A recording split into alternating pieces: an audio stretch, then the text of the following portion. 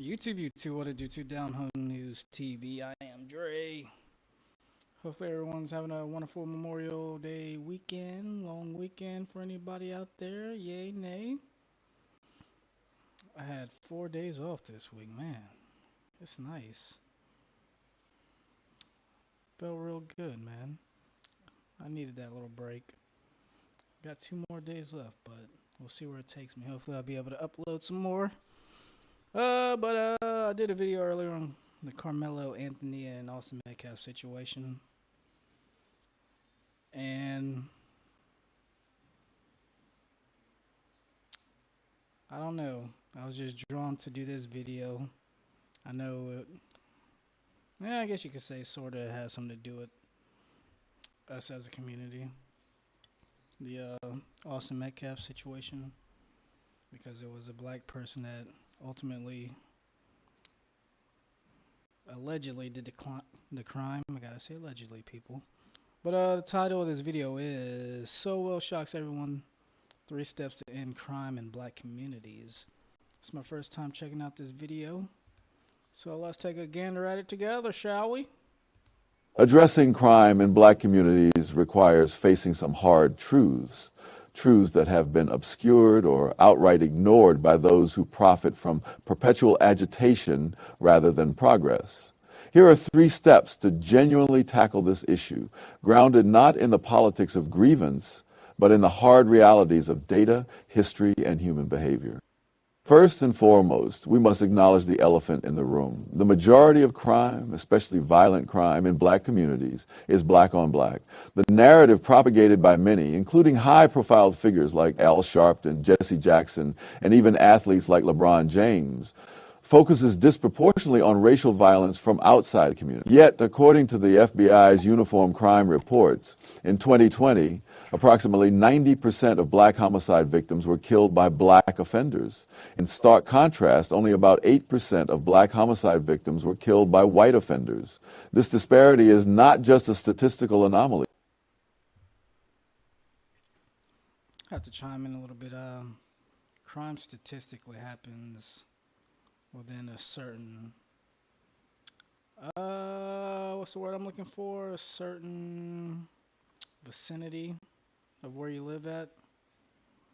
So obviously if you live around a lot of African Americans, you're more likely to be killed by an African American if you're African American living in predominantly black area. But just chiming in a little bit. It's a reflection of where the real problem lies. Yet, this reality is often swept under the rug because it doesn't fit the narrative that keeps these individuals politically and financially relevant. Their support for movements like Black Lives Matter, which often focus on police interactions, diverts attention from the far more pervasive issue of black on neck violence. Why is Amazon paying me $63,000 a month? Well, I didn't make this kind of money selling. This group's rhetoric might highlight a few high-profile cases, but ignores the daily bloodshed in black neighborhoods, where young black men are more likely to be killed by another black individual than by any external force. The irony is rich. These leaders decry systemic racism while ignoring the system within the community that perpetuates crime. They benefit from the chaos by holding rallies, appearing on TV, or even influencing policy without addressing the root causes. It's a perverse incentive where the very people who should be leading us out of this morass are instead profiting from maintaining it. The narrative they push doesn't aim for solutions, but for sustaining a cycle where they can continue to be seen as saviors of a community they keep in crisis for their own gain. The second step involves fostering a culture of personal responsibility and supporting. I do agree with them about that. Politicians and activists do try to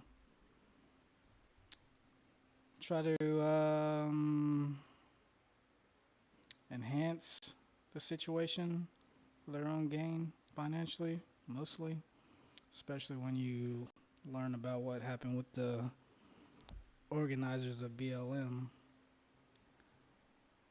And yeah, they just basically took that money, and guess where they probably ended up moving to? A rich Caucasian area, more affluent area. What else was I gonna say? Oh yeah, I was gonna mention Ben Crump. We haven't had too many white on black incidences, especially with police officers lately. I guess because I haven't seen him on TV in a while. Effective policing within the community. It's not about romanticizing the police. If anything, he should have came out for the what was her name, Sonia Massey, that lady that got shot in her house when she said, "I rebuke you in the name of Jesus" to that police officer. That was a sad situation, and if any time BLM should have activated their activists, that would have been the time because that was a horrible situation. I don't know all the ins and outs of it, but just from the video I saw, I did a video on it as well. That was totally uncalled for. It's about recognizing that crime cannot be controlled without law enforcement. Historical data supports this. Look at the crime drop in the 1990s in cities like New York under Mayor Giuliani and Police Commissioner Bratton. The introduction of policing strategies like CompStat, which focused on accountability and data-driven policing, alongside community policing, where police worked hand in hand with community leaders, led to a significant decrease in crime.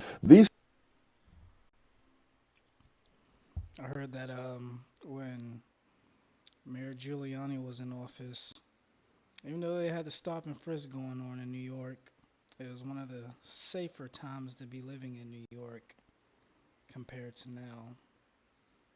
But I don't know.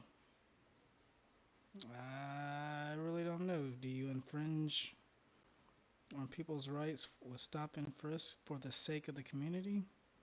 I think you should, especially if you. I'm pretty sure all the cops out there, they know the areas where criminals hang out at. You can recognize them by their face. Got data analytics at the office. They can just recognize people with when they see them out in the streets. But I don't know. I think it.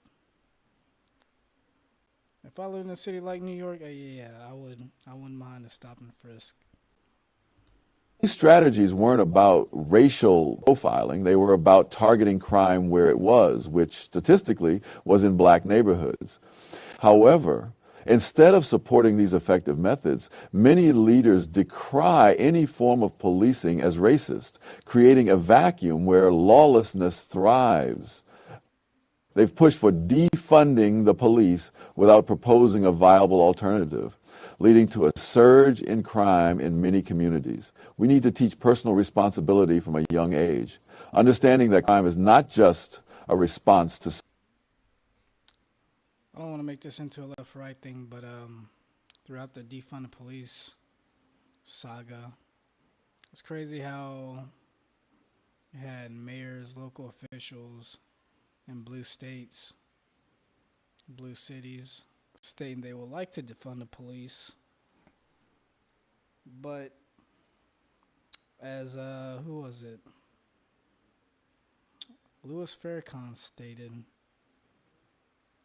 Trump was going after the FBI, is going in the FBI, going after the FBI to, I guess you could say, make it more fair, less corrupt. And he stated that the FBI has been the black community's enemy since its creation. If you go back to when it was incepted, it was created because of the boxer Jack Johnson, I believe, was messing with a white girl. And they created the task force using the Mann Act so they could, I'm paraphrasing, to catch him overseas and get him apprehended and sent back to the States for interracial dating. But let's continue. Socioeconomic conditions, but also a choice. The glorification of criminal culture in music or media does not help. It feeds into a cycle of despair and crime. The breakdown of family structures, often exacerbated by policies that incentivize single-parent homes, has left many young men without the guidance that might steer them away from crime. The narrative of victimhood that these leaders propagate only serves to excuse rather than address this behavior, leading to a self-fulfilling prophecy of crime and incarceration. The third step is perhaps the most crucial: investing in human capital over engaging in grievance politics. Education and skills training are the bedrock of any community's upliftment. Yet we see too much emphasis on what I call the politics of grievance, blaming all problems on external forces, particularly racism, instead of addressing internal issues. Black communities need schools that teach, not indoctrinate. We need to focus on STEM, vocational training, and entrepreneurship. The data is clear. Communities that invest in education see crime rates fall. For example, before the expansion of welfare, Black communities had lower crime rates because there was a strong emphasis on self-improvement and education, not... I hate to make another pause, but this conversation had me thinking of a Tupac song where he states, paraphrasing again, "They tell me I should fear the white man, but all the killing going on here is by the brother man," or something like that. I gotta look up the song now. Oh my goodness. What's the name of that song? But anyway, y'all could check it out. Just type it in. Probably won't be word for word, but it'll come up. Google AI, smartest invention on earth. Not on dependency or victimhood. Instead of funding protests or political activism, we should be funding after-school programs, mentorship, and job training.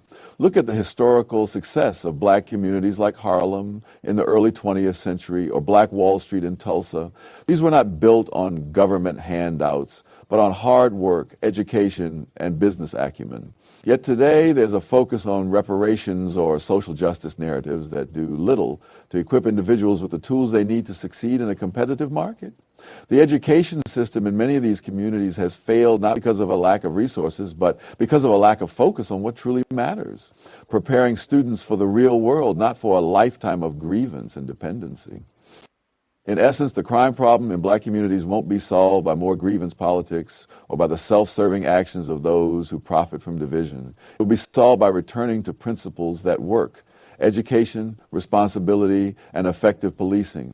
These are not new ideas. They are time-tested truths that have been overshadowed by the loud but unproductive noise of current racial politics. We need leaders who will speak these truths, not those who benefit from the status quo of crime and despair. The current path is not just ineffective, it's destructive.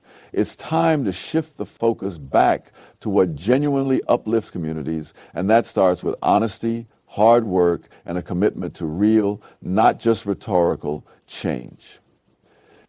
3 timeless principles for crime reduction. Education and skills training is the path to prosperity for any individual or community. Not just any education, but one that equips people with marketable skills. This reduces crime by providing viable alternatives to illegal activities. Education is the most potent weapon against poverty and crime, yet is often undervalued in favor of political theater. The schools need reform, not more money thrown at outdated methods. They need to focus on outcomes that lead to employment and economic independence, not on perpetuating a cycle where students graduate without the skills to succeed. Community and personal responsibility is another cornerstone. Crime flourishes where responsibility is shirked. Communities that take ownership of their issues, where parents, schools, and local leaders work together, see decreased crime. It's about creating a culture where criminal behavior is not just policed, but culturally shunned. This involves parents being involved in their children's lives, teaching them right from wrong, and communities coming together to support each other, not just in times of tragedy, but in everyday life. The narrative of victimhood pushed by some leaders only serves to strip away the agency of individuals, telling them they are powerless against their circumstances, which is a lie that perpetuates crime and despair. Lastly, effective community-oriented policing must be seen as a partner, not an adversary. This means having officers who live in the communities they serve, understanding the local culture, and being accountable to the community, not just to their superiors. Policing should be about protecting and serving, not just about enforcement. This requires community trust, which is built through transparency, accountability, and involvement in community activities. The push to defund or demonize the police has not led to safer communities, but rather to a vacuum where crime has proliferated. So we're going to end that there. Yeah. Let me know what y'all think. Y'all agree with Mr. Sowell? I agree with him. Pretty intelligent man. I wish we had more Thomas Sowells out there. I wish I could have got educated by him. But, it's life. At least we have the internet to check out some of his popular sayings. Down Home News TV, I am Dre. Y'all have a wonderful week. Have a wonderful Memorial Day. Don't do anything I wouldn't do. Be safe. Don't drink and drive. Don't smoke and drive. And yeah, I will see y'all.